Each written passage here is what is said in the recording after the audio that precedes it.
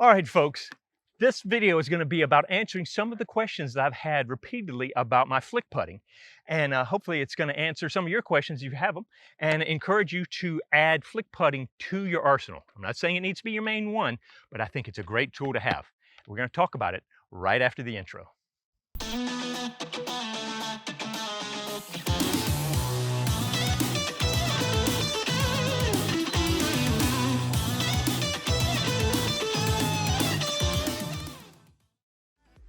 Okay, guys, I've got three main questions that tend to keep popping up when we talk about disc golf, people on the channel or when I'm playing with them.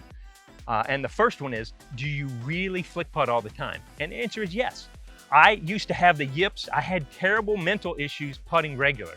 And somehow switching to flick putting really worked for me.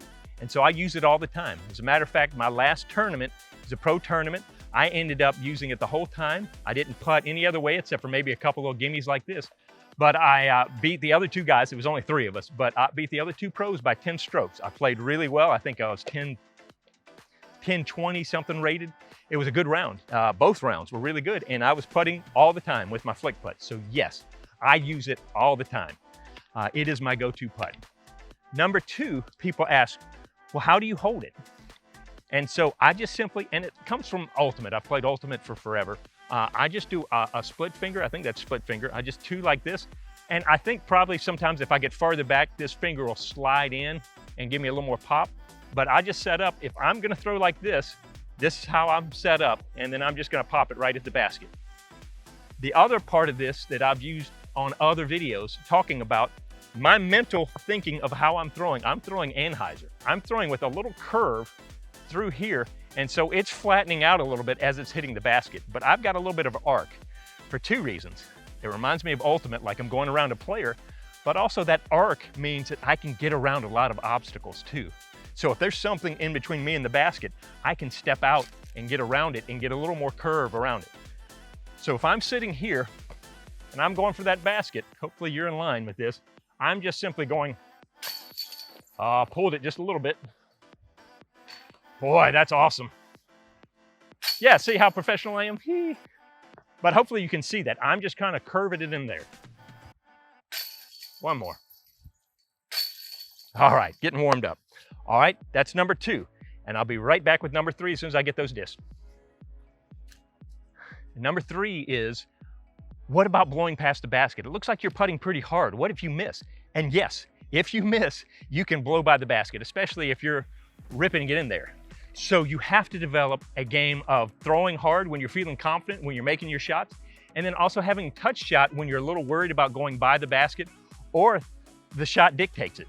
So for instance, I've got a buddy who is really great at just taking the disc, it lifted, blasting right into the basket. The problem is if he misses, he goes 30, 40 feet past it and he has a bigger putt coming back. This is where I've tried to help him, and I've talked to other people about training to have some touch with this shot. So here's my hoop. If I take this and drop it like this, and now I have to throw over the hoop with a little nose up and float this in there. So I have to have touch. I have to work on my touch to get it to float in. So I can blast it, but I also need to be able to have that float touch. If I miss with the regular power shot, my usual miss, if I'm uptight, let's face it, we get out there, we start putting, and we tighten up. My miss usually is I pull across, I tighten up, and I yank the disc over. Well, the problem is what's happening. That disc is spinning this way. If I catch the left side of the basket or the ground, it could take off and roll. And I've hurt myself a couple times like that. Now, the positive is because I'm comfortable with that putt, I've often been able to make up for that shot by coming back as long as I don't get too deep in my head. But that's why you have to develop when you're feeling not so good or you've got danger behind it, learning to float the shot instead of just driving into the shot. And there you go. Those are my three biggest questions that are asked about flick putting. Do I think everybody should do it? No. Most people shouldn't because you're not as messed up in the head as I am. But I think it's a very valuable tool to have in your arsenal. I think a mixed metaphors. But especially when the terrain gets uneven or there are obstacles, being able to step out and get around and be comfortable in that chaos is a valuable thing to have. So I think it's worthwhile to practice it. So there you go. I hope that helps.